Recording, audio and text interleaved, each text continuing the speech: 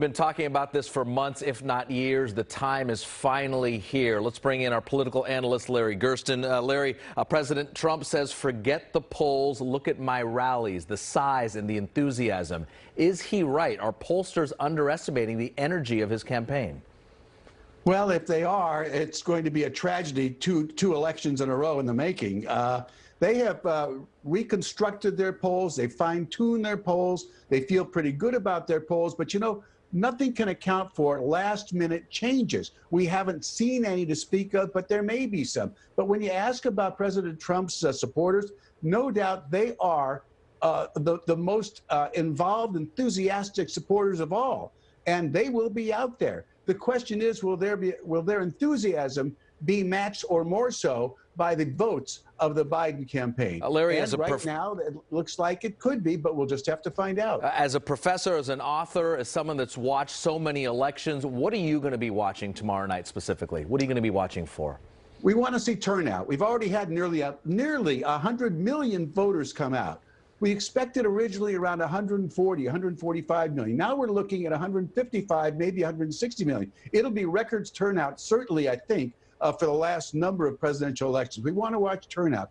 We want to watch voter suppression. Yes, that still occurs, and mostly it occurs because of voting booths, of people manning them, ask for certain types of identification that people sometimes don't have, or they're not enough booths for the voters that are there. We want to watch for voter suppression. We want to watch for the weather, and we want to watch to what extent COVID actually keeps people from coming out. So there are a lot of things, a lot of balls in the air as tomorrow begins to unfold in just a few hours. For those of us who aren't experts in all of this, if we're just tuning in tomorrow night, for all those people, what are a couple states that people should just look for that might indicate who the next president will be?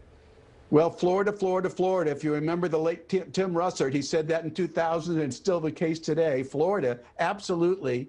They'll shut down in two parts. One part will shut down, I think it's at 6 o'clock. The other part of the state will shut down at 7 o'clock. So anytime after that, we'll watch for the votes there. North Carolina is another one. That will be a harbinger, much like Florida, maybe more so, as to how other states go, particularly for Biden. He's hoping to get Georgia as well as North Carolina. Now, if the president wins Florida and the president wins North Carolina, you can look for a long night. But if somehow Biden manages to win both of those states, it may be a very short night. Will we know tomorrow night, based on what you just said, who the president will be? It just depends on how the states behave. You know, we can't say right now. If it's a runaway, the only way it's going to be a runaway if it's for Biden. The president has to just fine-tune, feather his way through, as he did in 2016. He needs all the breaks he had then.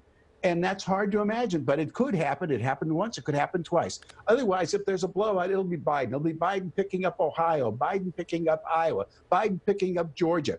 And if that happens, we'll know early. Stay tuned. It could be a really long, tough day. Yeah, or a tough couple of weeks. We'll all be on this. Here locally in California, we could talk about this for 2 hours, but for time purposes here, we have 12 statewide ballot issues here. Which one stands out to you?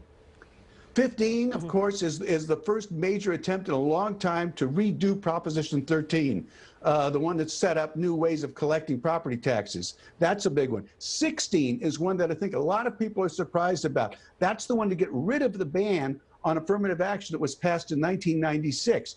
People thought it was a no-brainer, and it may not pass given what we've seen with the polling statistics. 21 is another good one. 21 deals with rent control. That's been on the ballot. It was just on the ballot a couple of years ago. It failed, and it may fail again. 45% of the state's dwellers are renters. And 22, I think, for us is kind of interesting because it deals with the rideshare drivers and whether they will carve out part of a new law to make sure that they are not covered like things, minimum wage, benefits, and whatnot. By the way, for the rideshare Proposition 22, the rideshare companies and their friends put more than $200 million into that. Overall, Raj, overall, those 12 ballot propositions have drawn more than $750 million. Let me tell you, that's big money, even for California. And we've seen all the ads right here on NBC and the other stations. All right, Larry.